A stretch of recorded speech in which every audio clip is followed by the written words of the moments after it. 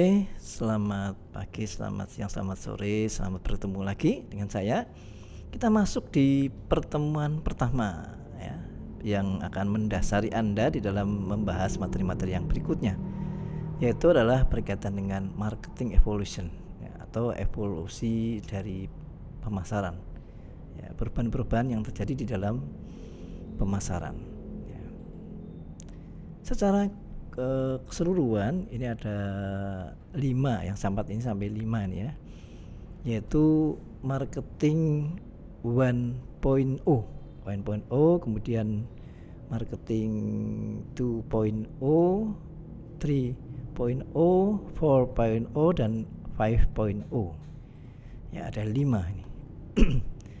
Nah, apa sih kemudian perubahan-perubahan yang terjadi di dalam perkembangan pemasaran ini ya? Kita lihat ya. Yang pertama, tentu saja kita akan bahas mengenai marketing 1.0 ini ya. Ini adalah suatu kondisi kegiatan-kegiatan pemasaran yang ini terjadinya adalah sekitar 1920-an sampai 1930-40-an ya teman-teman itu ya. Di banyak negara, khususnya di negara-negara di Amerika ya, di mana negara pertumbuhan ekonomi sudah cukup bagus di sana. Nah, Amerika ini adalah negara yang penduduknya itu berasal dari hampir semua negara imigran ya, imigrasi banyak sekali. Nah, saat itu sebagai sebuah negara yang berkembang menuju perekonomian yang bagus, setiap apa yang dihasilkan itu akan terbeli dengan sendirinya. Ya, jadi saya sebagai pemain baru, saya membuat apa, produk apa, menjual apa, ternyata kemudian laku. Nah, kondisi ini memang memungkinkan karena tadi bahwa di Amerika itu penduduk masih berdatangan. Ya, sebagai sebuah negara baru, sebagai sebuah negara yang perkembangannya memang ya itu dulu kan jajahan dari Inggris ya, kemudian merdeka, kemudian negaranya masih kosong, itu banyak berdatangan sampai sekarang pun masih juga banyak ya perpindahan ya, sehingga kita lihat di sana ada juga yang dari Afrika yang kita kenal dengan Negro ya, kemudian juga yang lain-lain juga banyak di sana. Okay. Nah, dengan adanya perpindahan yang berdatangan itu dari waktu ke waktu, mereka punya kebutuhan ya, kebutuhan baru selalu ada terus, sehingga apa yang dihasilkan oleh pebisnis itu akan laku dengan sendirinya ya. Nah, saat itu memang ya akhirnya kemudian bahwa marketing yang dianggap sebagai pertama ini ya, bisnis itu selalu orientasinya adalah pada produk. Jadi mereka akan menciptakan produk yang memang benar-benar dibutuhkan oleh konsumen. Ya, semua dibuat pokoknya yang terbaik, pokoknya yang yang mau dibuat ya. Produk terbaik menurut mereka atau terbaik menurut kebutuhan dari konsumen. Ya. Dalam perjalanannya ternyata ini akan berubah nanti. Nah, saat di eranya 1.0 ini muncul alat yang sebagai strategi. Saya katakan sebagai alat karena marketing mix itu sebenarnya alat. Jadi bukan teori marketing ini sebenarnya, tapi ini adalah alat. Product, price, plus, please, promotion itu sebagai alat di dalam kegiatan bisnis mereka ya. Ini menjadi keunggulan saat itu, masa emas ini. Dalam perkembangannya kemudian memang beberapa referensi mencoba untuk menambah variabel ini. Ada yang sampai 7, ada people ya, kemudian apalagi ya sampai 7 sampai 9. Nah, dalam peran juga sampai sekarang pun meskipun masih digunakan sebagai alat yang cukup efektif ini ya. Tapi dengan adanya perkembangan tadi dari 4 menjadi 7 menjadi 9, ini kemudian kembali ke 4 lagi. Ini berarti bahwa selalu ada perubahan perhatian terhadap ya alat maupun juga strategi yang digunakan di dalam kegiatan pemasaran.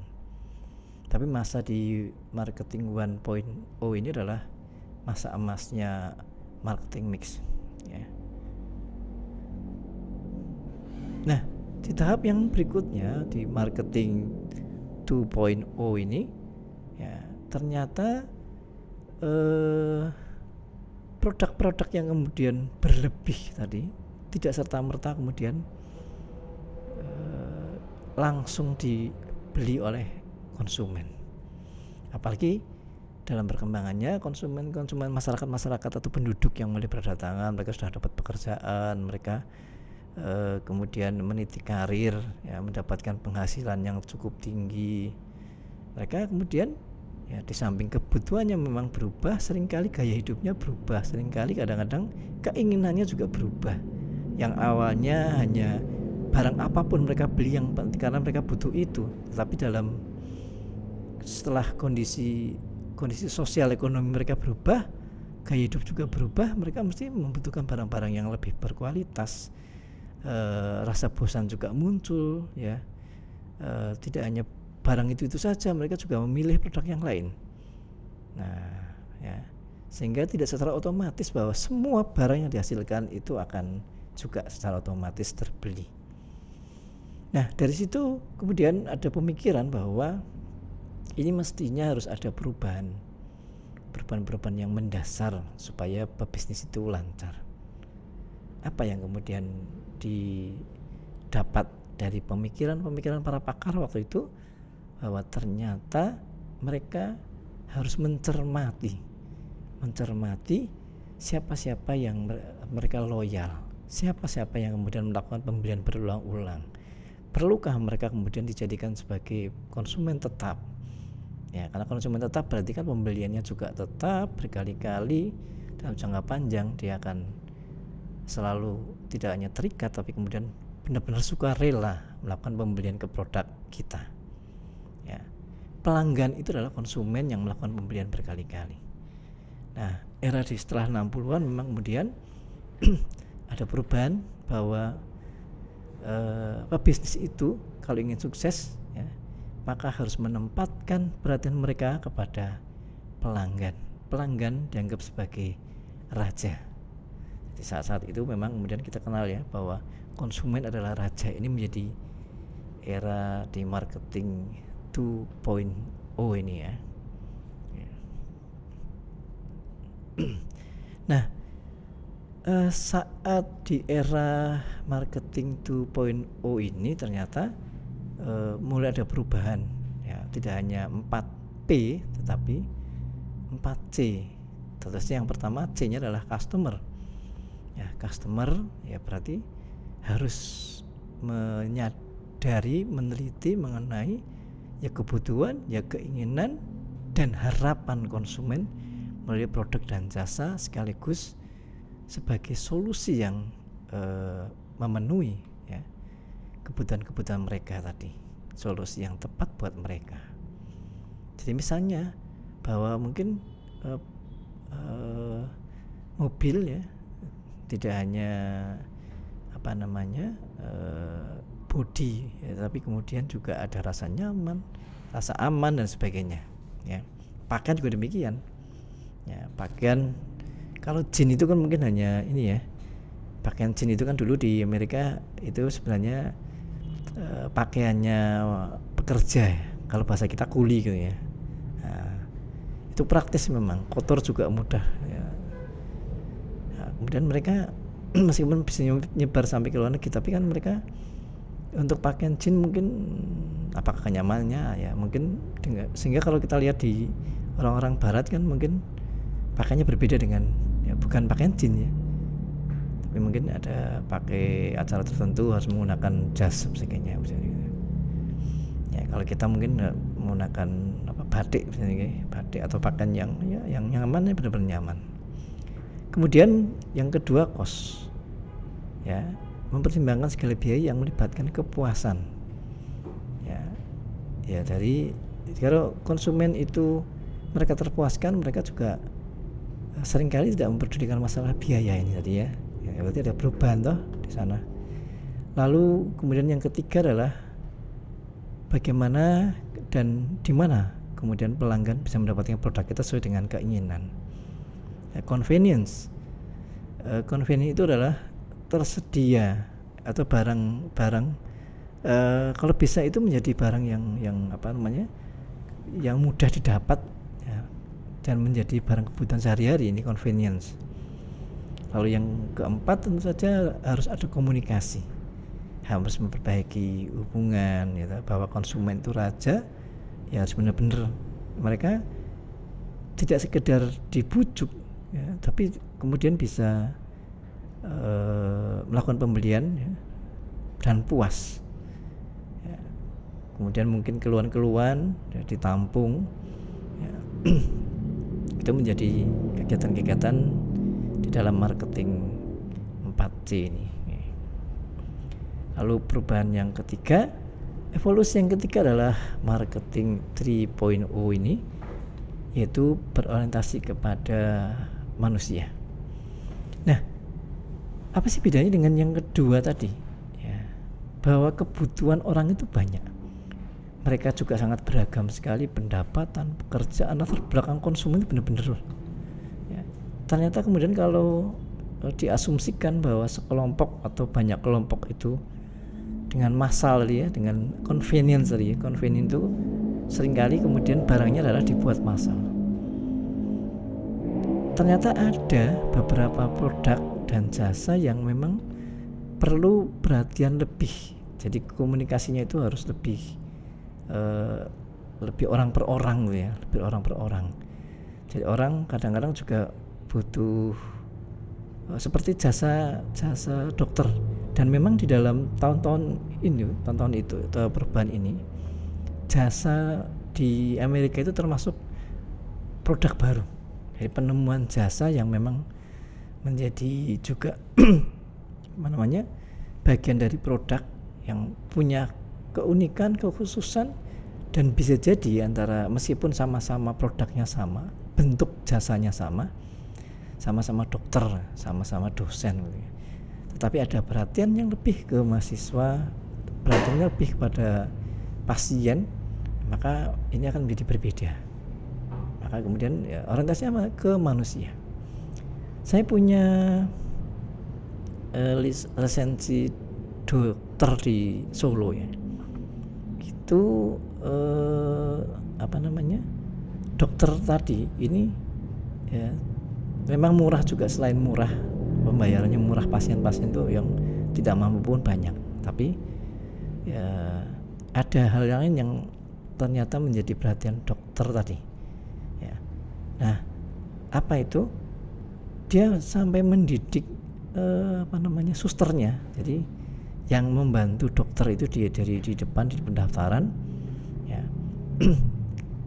itu bahwa dia harus hafal dengan semua pasien. Saya pas datang waktu itu di daerah Gembligan ke Selatan, Dr. Ruben namanya ya. Saya nggak berpikir bahwa ini adalah yang dilakukan oleh dokter tadi. Saya pikir itu hanya karakter dari suster. Tapi kebetulan bahwa beberapa kali terjadi pergantian suster. Nah, saya sudah setahun nggak ke situ, ternyata datang lagi ke situ baru kemudian saya dikasih obat ini biasanya bertahan hanya 3 hari ya.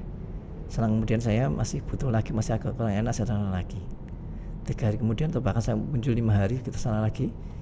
Suster yang kedua ini sama ternyata ya, berlakunya dengan suster yang pertama.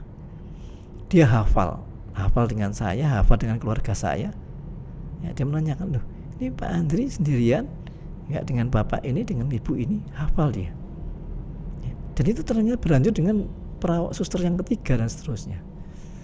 Ini contoh bahwa perhatian ke individu, perhatian ke manusia itu ternyata menjadi hal yang cukup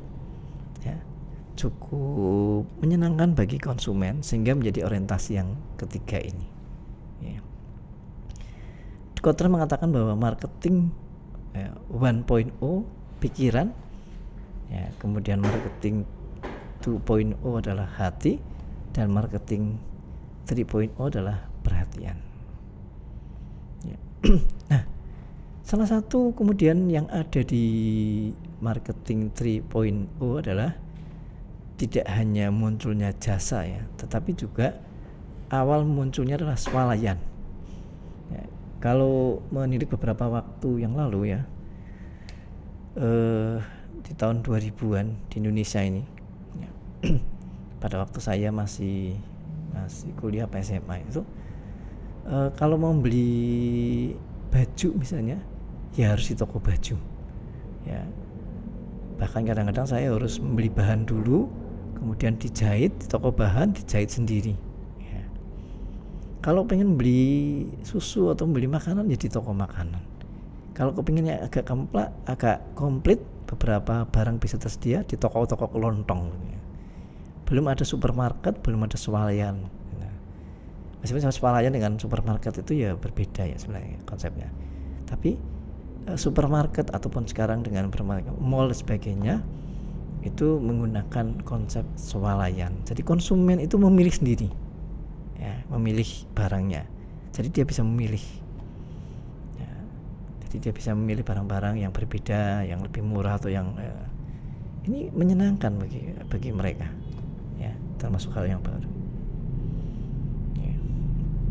Lalu yang ke tahap berikutnya, evolusi yang keempat, ya, 4.0 ini yaitu era pemasaran online.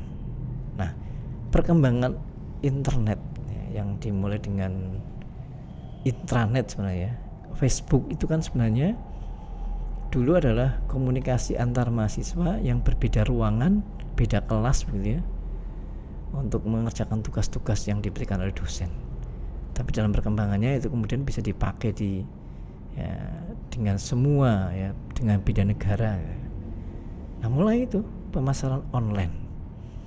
Nah, apalagi seperti sekarang ini. Seperti sekarang kan banyak bisnis-bisnis online yang ya dalam masa pandemi ini ya, ternyata kita tidak harus ketemu dengan orang langsung, atau bahkan kita menjual sampai ke luar negeri tidak harus bayarnya ke sini.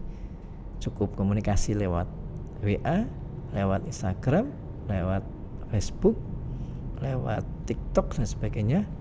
Ya, maka bisa dilakukan bisnis. Ya ini. Okay.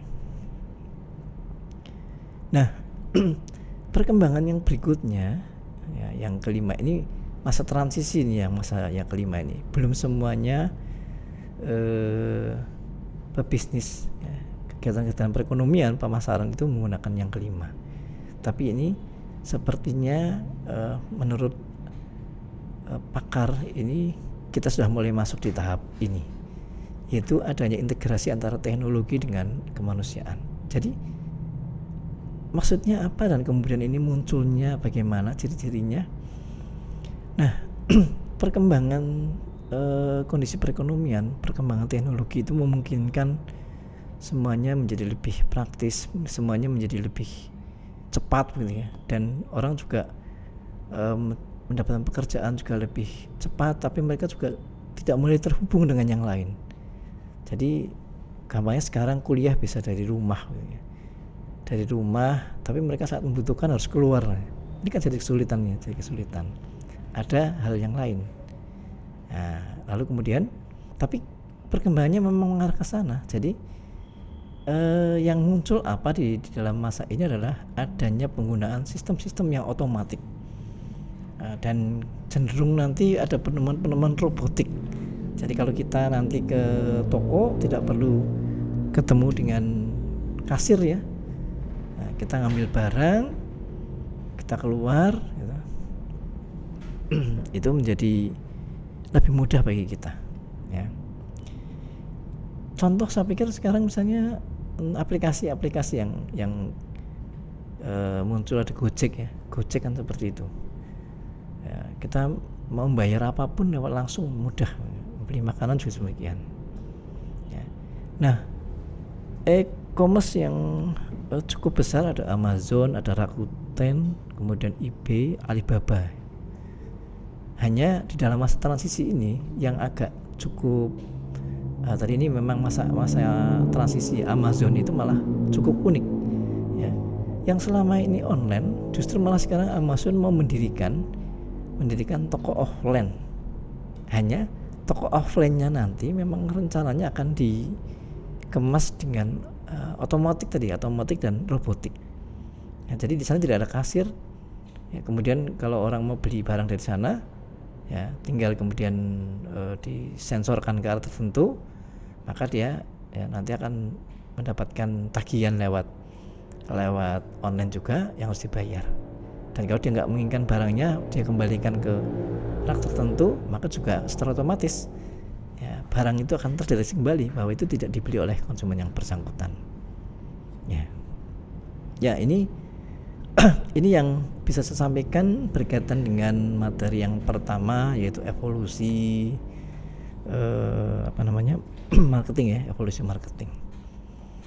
Nah, nanti kita juga akan membahas elemen-elemen dasar dari kegiatan pemasaran. Ya, sekaligus kita nanti juga akan bisa melihat di masa-masa ini masih bisa diikuti nggak, atau segmennya sudah berubah nggak dari masing-masing itu ya, masa-masa ini, apalagi sekarang ini dia. Ya, saya pikir itu yang bisa sampaikan di dalam pembahasan mengenai marketing evolution atau evolusi pemasaran. Oke, sekian, terima kasih atas perhatian Anda sekalian. Saya akhiri materi di kedua ini. Assalamualaikum warahmatullahi wabarakatuh.